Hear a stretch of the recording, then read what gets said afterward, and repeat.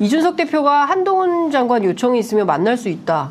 그러나 기대는 없다. 뭐 이런 얘기를 했네요. 언제 얘기를 했어요? 오늘 아침 라디오에서. 아, 만날 수는 있다? 네. 아니 한동훈 장관이 요청하면 만나기는 하겠다. 그러나 별로 기대는 없다. 그러니까 드립 연구소 조금 더 분발하셔야 되는 게 이준석 대표가 드립이 진짜 좋아요. 아, 드립이요? 네. 아, 저희도 만만치 않아요. 저희도 납품을 많이 하고 있습니다. 이게 좋은 드립이고 저기는 네. 정치적 드립이고. 아니 근데 저는 한동훈 장관, 그러니까 이준석 대표에 대한 아마 많은 의심과 네. 이제 그런 걱정 내지는 뭐 불만, 이건 저는 현 정부에 대한 태도라고 봐요. 그러니까 쉽게 말해서 윤석열 대통령과 한동훈 장관 제가 한 세트라고 본다 그랬는데 네.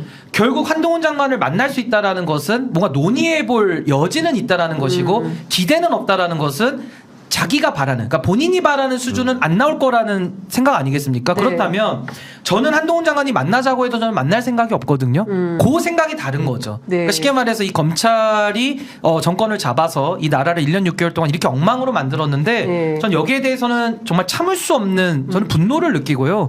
이거는 바로 잡아야 된다. 그래서 한동훈 장관은 협상의 대상이 아니라 만남의 대상이 아니라 저는 심판과 청산의 대상이다. 저 그렇게 네. 봅니다.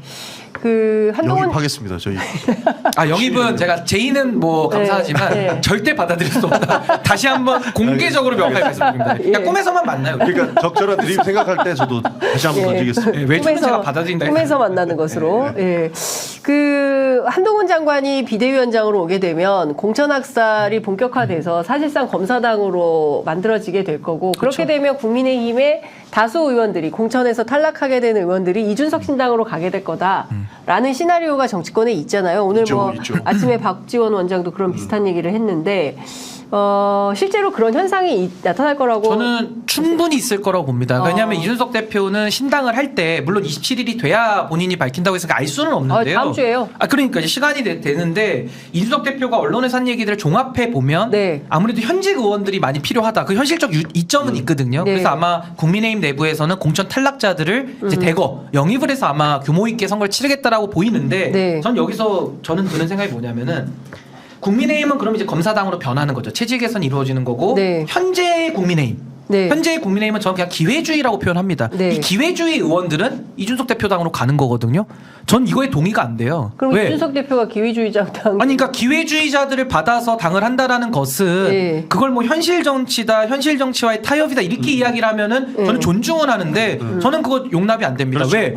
아니 지금까지 기회주의로 당을 망쳐갖고 나라를 망쳐온 사람들이 그분들이에요. 윤석열 대통령도 당연히 본질적으로, 그러니까 우리가 네. 뭐 공범론으로 얘기한다면 주범이지만 그분들 다 방조 교사범들이거든요. 근데 방조 교사범들은 또 분리해가지고 이 사람들은 또 갖다 쓸 수가 있다. 저는 그건 동의할 수가 없고요. 저는 그분들에 대해서도 전혀 새로운 정치를 열 만한 자질과 능력과 의지가 없는 분들이다. 근데 그것을 현실적인 이점, 뭐 국고보조금이 나오고 선거보조금이 나오고 기호가 좋아지니까 받아서 하겠다.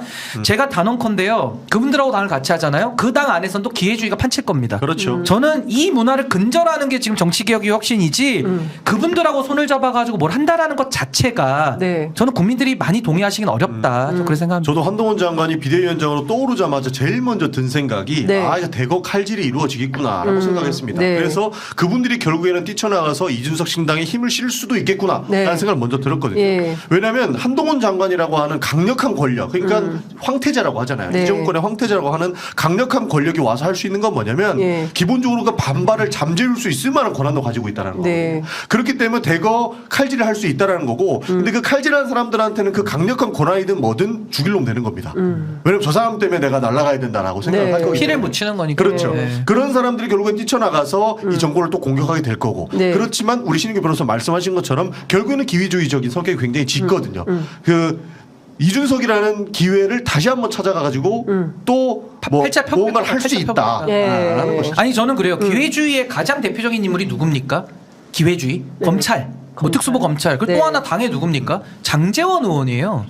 저는요 지금 국민의힘에서 장제원 의원이 이준석 신당을 가겠습니까? 아니, 그러니까 간다는 뜻이 아니라 예. 초대선 의원들 중심으로 아마 할 건데 예. 저 그분들 다 장제원 의원의 DNA를 갖고 있는 분들이라 보거든요. 그분들이 3선 4선 하면 장제원 의원처럼 되는 거고 버스 동원해가지고 또 그 정치 하실 분들이에요. 근데 네. 그분들을 동원해가지고 새로운 정치를 열겠다라는 것은 우리가 나아가야 할 방향도 아니고요. 저는 나아갈 동력도 그 안에는 없다. 물론 선거에서 유리할 수는 있어요. 근데 유리하다고 합니까? 그게 공학이거든요. 정치 공학. 저는 정치 공학으로 새로운 시대를 열 수 있었더라면은 네. 과거에 안철수 의원도 성공하셨어야 된다. 저는 이렇게 봅니다. 그러니까 사실상 지금부터 청년 정치가 그리고 또 젊은 정치를 좀 해보겠다는 분들의 노선이나 태도는 지금 있는 국민의힘에 있는 기회주의를 청산하는 거 단절이죠, 단절. 단절하고 청산하는 단절이 것부터 명확하게 시작을 해야지.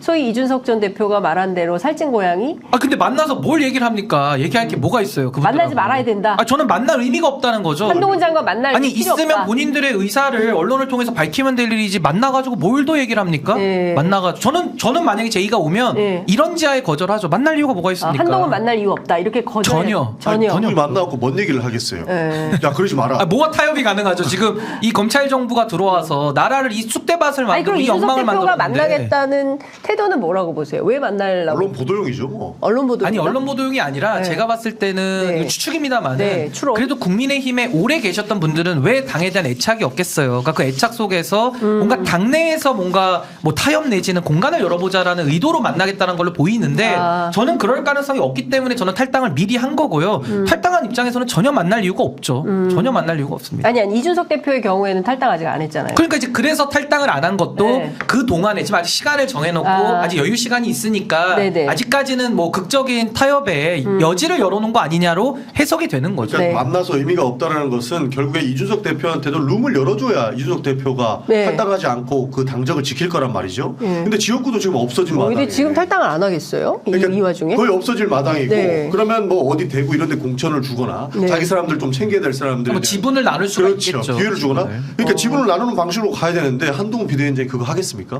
그리고 그거 믿는다 한들 믿는 이준석 대표도 바보 되는 길인 것 같은데요. 그렇죠. 그래서 의미가 없다라고 평가하는 거죠. 그러니까 저는 타협과 협치라는 게 굉장히 중요한 가치인데요.